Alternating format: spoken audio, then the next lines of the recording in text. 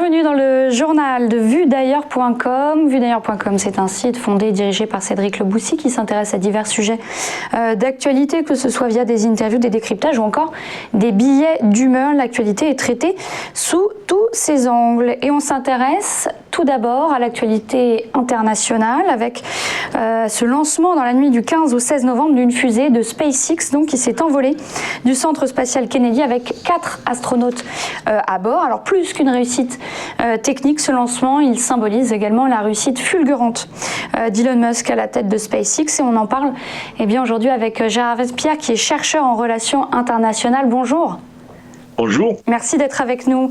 On va parler donc de ce lancement réussi, les États-Unis qui reviennent dans la course dans ce domaine. Ils ont été les leaders et donc les accidents de navettes spatiales ont amené une redéfinition de la politique et des moyens de la NASA. Mais c'était sans compter, effectivement, sont des entrepreneurs exceptionnels.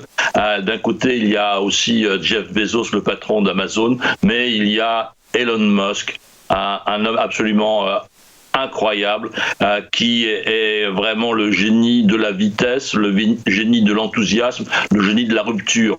Il a été un des fondateurs et patrons de PayPal, donc sortir du système bancaire pour faire des règlements financiers. Il s'est lancé dans l'astronautique sans être ingénieur, avec cette idée de récupérer des éléments de fusée et bientôt de pouvoir récupérer complètement un engin spatial. Donc les États-Unis ont su être le creuset de cette révolution-là. On dit souvent que, bien sûr, SpaceX maintenant fonctionne avec des capitaux de l'État américain, avec des budgets de la NASA ou du département de la Défense, mais pendant 8 ans, il a été dépendant de ses seules ressources et en 2010, il a failli mettre la clé sous la porte. Il attendait le dernier lancement. Si ce dernier lancement était un échec, SpaceX aurait disparu. Voyez-vous, donc le risque et l'investissement personnel sont toujours là. Comment est-ce que vous expliquez, vous parlez de génie pour parler d'Elon Musk, mais comment vous expliquez ce succès fulgurant ? Écoutez, je crois d'abord que c'est un homme de vision. Donc vision PayPal, il fallait être en rupture. Vision dans les moyens de transport, n'est-ce pas? Il est aussi le patron de Tesla, donc la voiture électrique moyen et haut de gamme. Il a maintenant une usine en Chine, donc il est dans cette usine propriétaire majoritaire. C'est une des rares fois où les Chinois ont accepté ce genre de situation. Et donc de savoir s'entourer et de créer l'enthousiasme à partir de vision. D'avoir une vision à 20 ans ou 30 ans, l'homme sur Mars, une colonisation donc de la planète Mars, faire en sorte que l'homme soit une espèce multiplanétaire. C'est son slogan. Quels autres défis attendent SpaceX ? Bien, le prochain défi, c'est on passe du semi-récupérable ou totalement récupérable. Donc c'est le nouveau engin Spaceship, qui sera un deuxième étage englobant à la fois la capsule ou bien la partie cargo pour le transport de satellites. Et donc ce deuxième étage sera juché sur un premier étage super heavy qui aussi bien sûr sera récupérable. Donc l'ensemble du système de transport spatial sur lequel travaille actuellement et teste SpaceX depuis la plateforme de Boca Chica au sud du Texas est en train d'être mise au point étape par étape. On s'attend à un premier petit saut jusqu'à 15-20 km d'altitude dans les prochains jours d'un prototype SN8. Merci beaucoup Gérard Vespierre d'avoir répondu à nos questions et plus d'informations sur ce sujet, sur Elon Musk, donc dans votre article sur le site de vuedailleurs.com. À suivre dans un instant, l'actualité en France.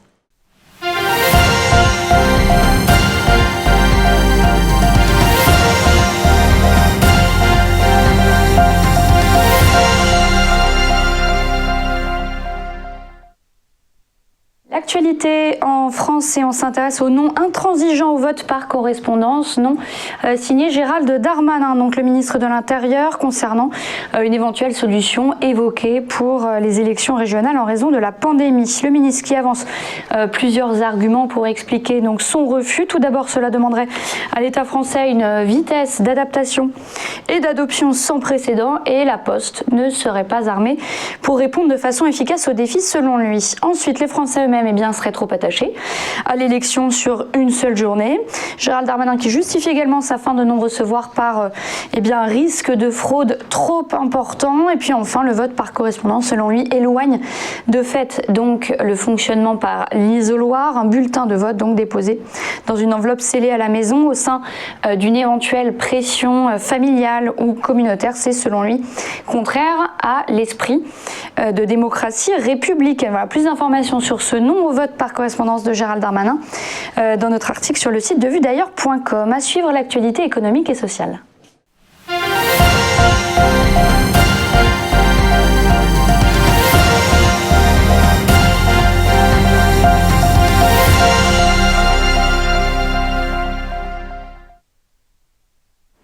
L'actualité économique et sociale avec ce sujet, le taux d'épargne des Français qui est au plus haut.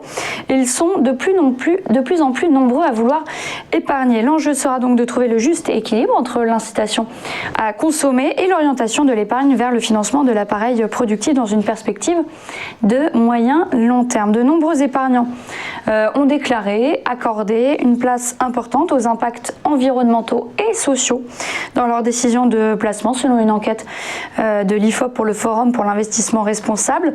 Ainsi, les volumes d'épargne solidaire se sont envolés de 24%, mais ils ne représentent tout de même que 0,29% de l'épargne financière des ménages. Alors, de plus en plus d'épargnants cherchent à réaliser des placements qui ont du sens à leurs yeux, mais voilà, les solutions proposées dépendent d'un ensemble de critères souvent trop complexes pour beaucoup d'épargnants. À suivre, l'actualité culturelle.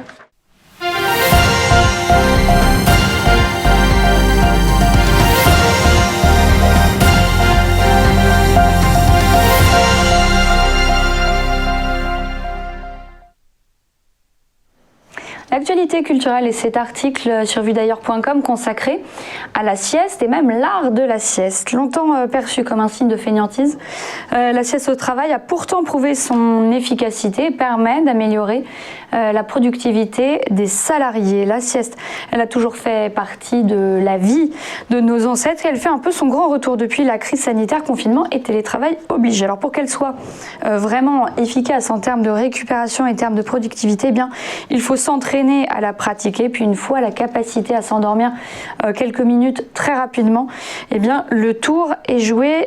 Une fois que c'est fait, la sieste est acquise. Alors selon les différents pays européens, elle est plus ou moins appréciée, plus ou moins mise en place. En Allemagne, par exemple, son instauration se transforme un petit peu en combat syndical, puisque Angela Merkel, en 2010, avait un peu tensé les pays d'Europe du Sud au sujet de leur prétendu manque d'assiduité. Et puis pourtant, dans les pays scandinaves, au contraire, la relaxation, la détente et la sieste font partie intégrante du mode de vie des habitants, y compris dans leur travail. Voilà pour cet article que vous pouvez retrouver sur vuedailleurs.com sur la sieste. Merci d'avoir été avec nous.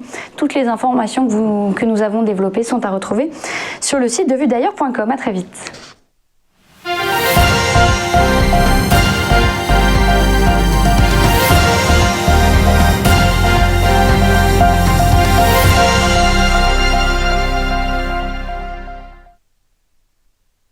Bonjour à tous et bienvenue dans notre émission Entreprise et Innovation, votre rendez-vous innovation, développement économique et enjeux du digital sur TV Finance. Tous les jours, TV Finance met en lumière une société, un projet, des hommes et des femmes qui font l'entreprise d'aujourd'hui et de demain dans un monde en perpétuelle évolution. Pour y participer, contactez-nous sur tvfinance.fr.